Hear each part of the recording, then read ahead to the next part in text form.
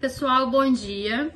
É muito bom encontrar vocês novamente. Na aula passada, deixei um material no portal do aluno de vocês sobre embargo de terceiro, porque foi uma matéria que a gente falou exaustivamente no semestre passado, quando de prática civil. Então, o que eu fiz foi incluir já o material escrito, todo explicadinho. Lembrando que vocês já tiveram essa matéria comigo, inclusive, que vocês já tinham tudo isso no caderno, mas fica aí um material extra para vocês. Então, para dar andamento na nossa ementa, hoje falaremos da ação de oposição, tá? Antigamente, pessoal, a oposição, ela figurava como uma espécie de intervenção de terceiros, assim como a assistência, a denunciação, a lide, e isso hoje não acontece mais, tá? Quando da elaboração do Código de Processo Civil de 2015, houve até uma discussão entre Senado e Câmara, no sentido até de extinguir a oposição, tanto como intervenção de terceiros, quanto como ação autônoma. Mas a Câmara dos Deputados entendeu por bem manter a oposição, desde que não fosse como intervenção de terceiros, e sim como uma espécie de ação autônoma. Então, hoje, a oposição não é mais uma intervenção de terceiros, e sim uma ação, e ela é, então, do procedimento especial da jurisdição contenciosa, que é a matéria que a gente está aí durante o segundo semestre, tá bom? Então, pessoal, a oposição, ela constitui uma nova ação. E essa nova ação, ela foi feita para um terceiro interessado. Então, um terceiro pode ajuizar a ação de oposição contra as partes originárias de um determinado processo. O que um terceiro quer aqui é formular uma pretensão sobre o mesmo objeto litigioso que já é disputado pelas partes num processo originário. Então, presume-se aqui, pessoal, a existência de um processo originário, de um processo principal, de um processo antecedente, onde já existe uma discussão sobre um objeto ou sobre uma vantagem litigiosa. Tá? Então, há necessidade da existência de um processo número 1, onde tem A como autor e B sendo réu. Então, A versus B.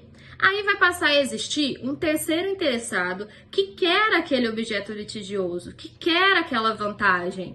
É um terceiro que entende que aquele bem, por exemplo, não é nem de A e nem de B.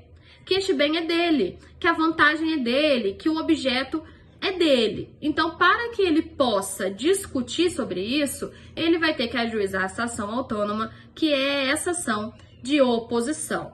Então, pressupõe, pessoal, a existência de um objeto litigioso, de uma coisa litigiosa. A coisa só vira litigiosa com a citação válida. Então, eu só posso, Priscila, como terceira interessada, aforar uma demanda, aforar a demanda de oposição, quando no processo principal A versus B já ter havido a citação válida. Porque se não teve citação válida, ainda não tornou a coisa, a vantagem, o bem litigioso. Então, por não ter sido realizada a citação válida, eu não posso ajuizar, aforar a ação de oposição. Eu tenho que aguardar a citação ser efetiva. Então, pressupõe já a existência de um objeto litigioso. Então, a existência de citação, tá? A citação válida é que faz a coisa virar litigiosa, ok? Pessoal, o que um terceiro quer, então, com essa ação de oposição? O terceiro, ele vai tentar demonstrar em juízo que o bem ou a vantagem não devem ser atribuídas nem ao autor e nem ao réu da ação principal, da ação originária, que ele é o verdadeiro titular daquela pretensão. Então, que o bem deve ser dele. Então, imaginem o seguinte, um exemplo para a gente poder ilustrar aqui. Imaginem que A tenha ajuizado uma ação possessória versus B. Então, A e B querem a posse de um determinado imóvel. A coisa litigiosa aqui é a posse do imóvel, tá? Entendam que B já foi devidamente citado na ação originária, então já existe coisa litigiosa. Então, o que está sendo discutido ali, o objeto da demanda, é a posse do imóvel. Só que C descobre e C pensa o seguinte, gente, a posse não é nem de A nem de B, a posse é minha, de C, que sequer está figurando no processo originário. Então, C vai fazer o quê? Vai aforar a demanda de ação de oposição para comprovar para o juiz que a posse não pode ser nem de A nem de B, que a posse deve ser dele, ou seja, de C. Então, para o juiz levar em consideração a sua pretensão, a sua oposição, acolhendo a sua objeção e não a de A e B. Entenderam? Então, fica aí um exemplo para poder estar ilustrando para vocês o porquê que serve a oposição, tá? Para que o terceiro ele consiga ter êxito nessa oposição, ele precisa demonstrar, pessoal, que a sua pretensão merece ser melhor acolhida do que a pretensão de A e de B, sendo que obrigatoriamente vai existir um litisconsórcio passivo necessário na ação de oposição. Então, o C, que é o terceiro, vai entrar com a oposição contra o autor e réu da ação principal. Então, nós teremos aqui C versus A e B. Então, vai haver um litisconsórcio passivo necessário, tá? Eu vou ter que colocar ambos no polo passivo, ok? A partir desse momento, pessoal, como a oposição ela é uma nova ação, quer dizer que agora vão existir duas ações correndo de forma simultânea. A ação originária A versus B e a ação de oposição C versus A e B, que fazem parte daquela ação originária. Entenderam? Ótimo. Pessoal, com isso a gente consegue perceber então que existem duas ações correndo de forma simultânea. Então é possível verificar que elas guardam relação de prejudicialidade de uma à outra. Então, a distribuição, o aforamento da ação de oposição vai fazer com que exista uma relação de prejudicialidade com o processo originário. Por quê? Porque o resultado da oposição vai influenciar no resultado do processo principal, do processo originário. Imaginem o seguinte, que o juiz ele acolhe a oposição, atribuindo então ao terceiro a posse daquele imóvel. Lembra que a gente deu o exemplo da posse do imóvel? Então imaginem que o juiz acolheu a oposição e entendeu que a coisa é do terceiro. A posse do imóvel é do terceiro. Então, se é do terceiro, quer dizer que aquela ação originária restou prejudicada.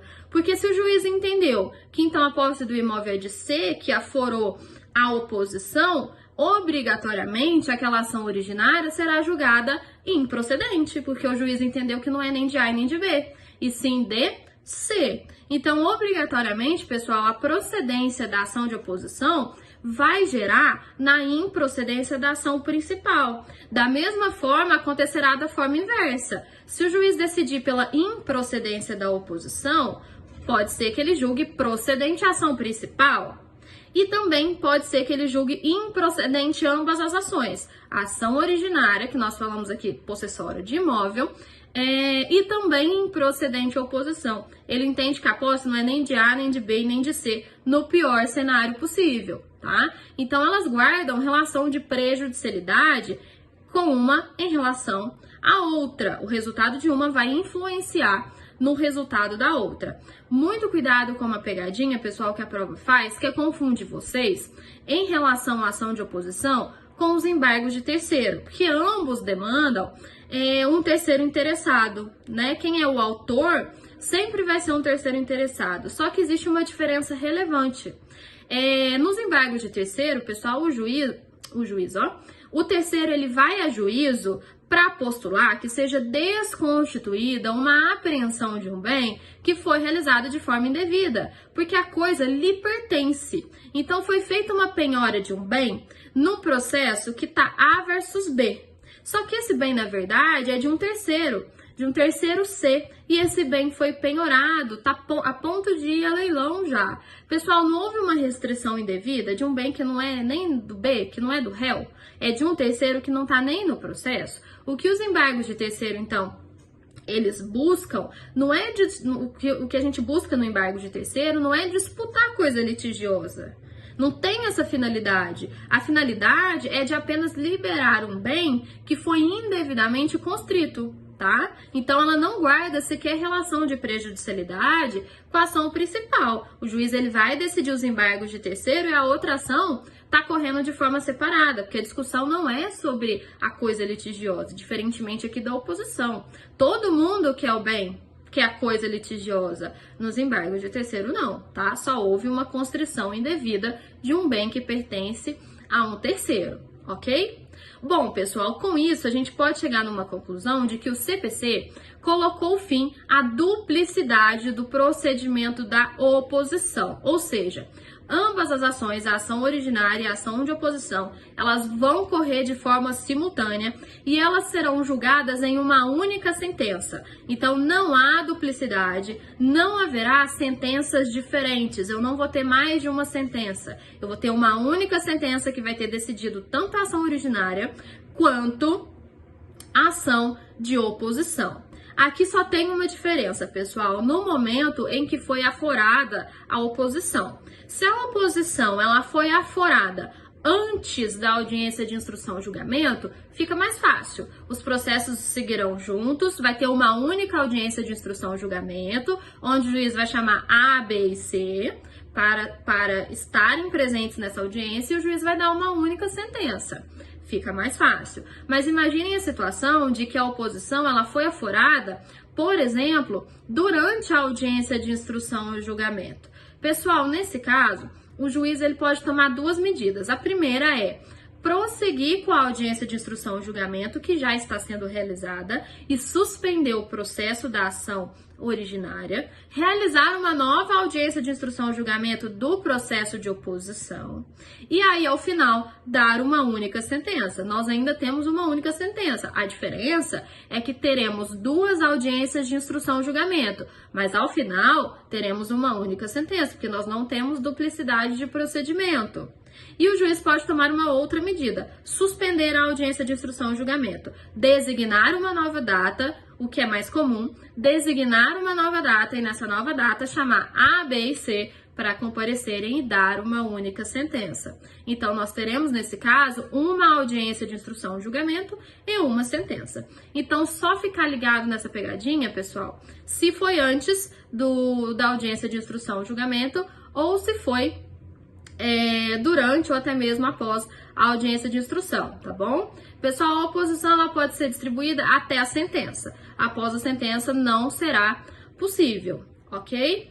Pessoal, sendo apresentada antes ou depois do início da audiência de instrução e julgamento, esse processo será distribuído por dependência, será autuado em apenso e, inclusive, pessoal, deverá ter como polo passivo autor e réu da ação originária. Nós temos aqui um litisconsórcio passivo necessário, mas não haverá prazo em dobro para contestar. O prazo para contestar será o prazo de 15 dias. E isso porque o próprio artigo 683, parágrafo único, que é uma regra específica da oposição, nos impõe. Então, a regra específica pelo princípio da especialidade vai se sobrepor à regra geral. Então, que nós não teremos prazo em dobro para contestar. E para a gente fechar, pessoal, vale a pena a gente saber em quais processos é possível aforar a ação de oposição. É possível nos processos de conhecimento, seja ela do procedimento comum ou do procedimento especial. Mas se for do procedimento especial, pessoal, tem que ser nos procedimentos especiais que se convertem em procedimento comum após a citação. Ou seja, não é possível oposição em ação de execução ou em ação de conhecimento do procedimento especial e que prossiga como especial após a citação do réu, porque aí não será possível. Ok? Então a gente fecha sobre a ação de oposição. Na próxima aula falaremos sobre a habilitação. O material escrito de vocês vai se encontrar lá no Classroom e assim que a gente modificar para o novo Classroom, que é o Classroom da faculdade, eu informo a Laura para que a Laura possa informar vocês do novo código, tá bom? Mas a gente já vai iniciar aí no dia 1º de maio. No mais, pessoal, bons estudos e até a próxima aula. Grande beijo!